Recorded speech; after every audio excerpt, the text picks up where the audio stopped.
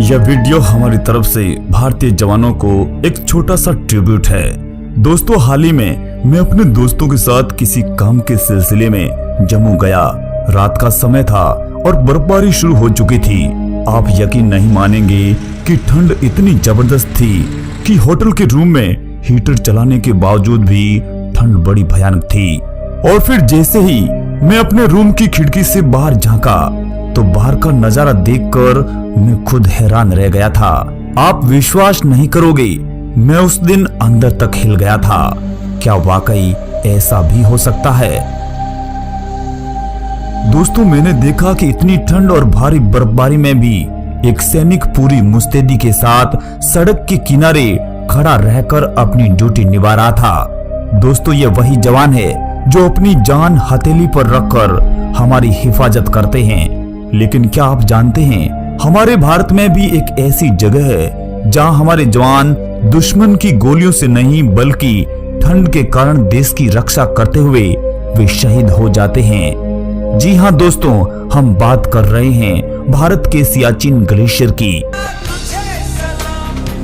समुद्र तल से 6700 मीटर की ऊंचाई पर मौजूद सियाचिन में दिन का तापमान -30 डिग्री सेंटीग्रेड और रात में तो यही तापमान -70 डिग्री सेंटीग्रेड तक पहुंच जाता है।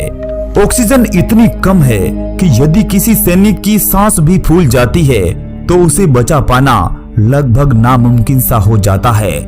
लेकिन सवाल तो ये है कि इतनी ठंड और विषम परिस्थितियों में भी आखिर क्यों भारतीय जवानों को अपनी जान की बाजी लगाकर यहाँ तैनात किया जाता है?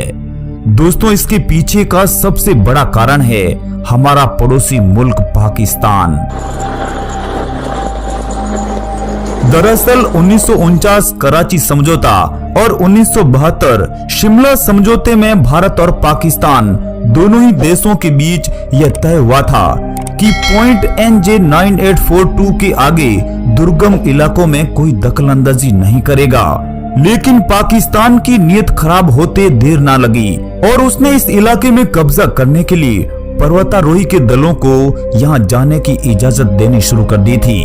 और यही वह दौर था जो भारत की सुरक्षा के लिए खतरा बढ़ गया था। दोस्तों, कहा जाता है कि 80 के दशक से ही पाकिस्तान ने सियाचिन पर कब्जे की तैयारी शुरू कर दी थी। पाकिस्तान की इस हरकत को देखते हुए भारत ने भी अपने जवानों को सियाचिन जैसी कठोर परिस्थितियों में रहने के लिए ऐसी ट्रेनिंग हेतु अंटार्कटिका भेजना शुरू कर दिया।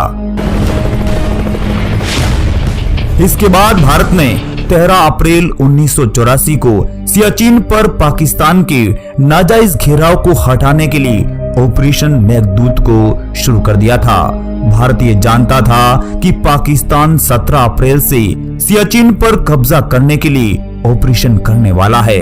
पाकिस्तान कोई चाल चले उससे पहले ही भारत को कोई कदम उठाना था। इसलिए भारत ने 3 दिन पहले ही कार्रवाई को अंजाम देकर पाकिस्तान के मंसूबों पर पानी फेर दिया था।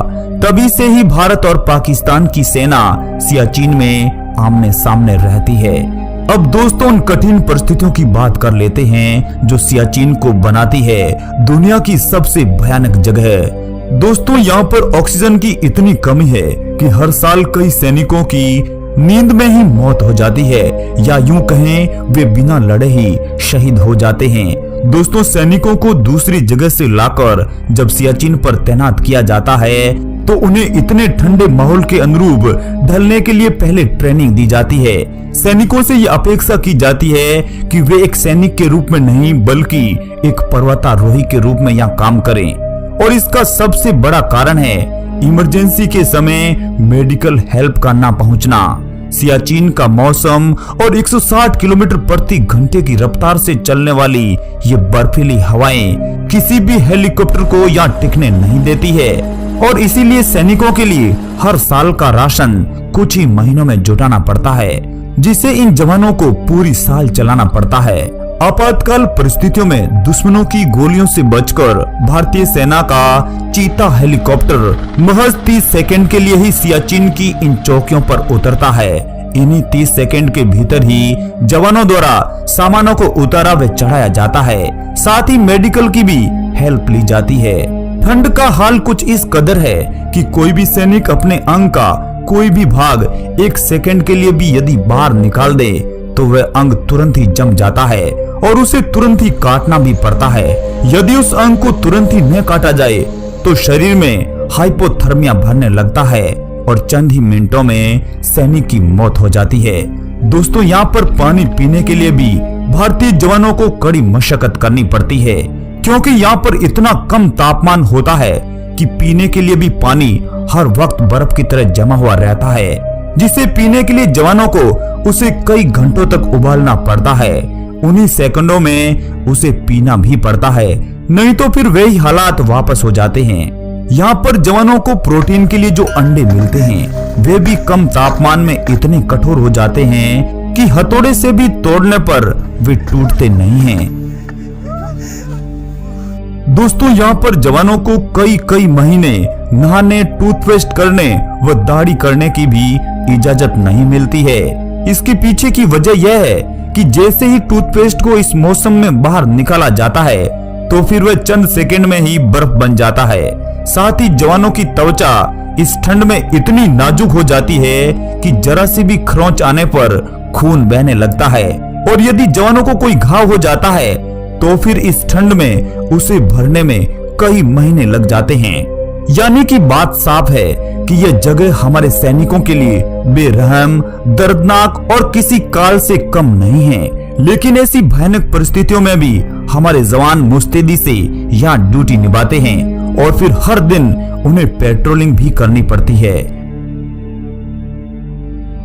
पेट्रोलिंग के लिए यहाँ जवान एक सीधी रेखा में चलते हैं और साथ में रस्सी पकड़े हुए रहते हैं। इसका मतलब भी साफ है कि यदि कोई जवान पेट्रोलिंग करते हुए कोई खाई में गिर जाता है या फिर बर्फ धंस जाती है तो फिर इसी रस्सी के सहारे उन्हें बाहर निकालकर रेस्क्यू किया जाता है। लेकिन ऐसे भयानक मौसम में वहाँ किसी को रेस्क्यू करना इतना आसान भी नहीं होता है, और यही कारण है कि हर साल सियाचिन में हमारे जवान शहीद हो जाते हैं। लेकिन यहाँ सवाल यह बनता है कि आखिर ये जवान किन के लिए अपनी जान कुर्बान करते हैं? वो किसी और के लिए नहीं, अपने वतन और हम लोगों के लिए ही अपनी जान कुर्बान करते हैं ताकि हम अपने घरों में महफूज रह सके।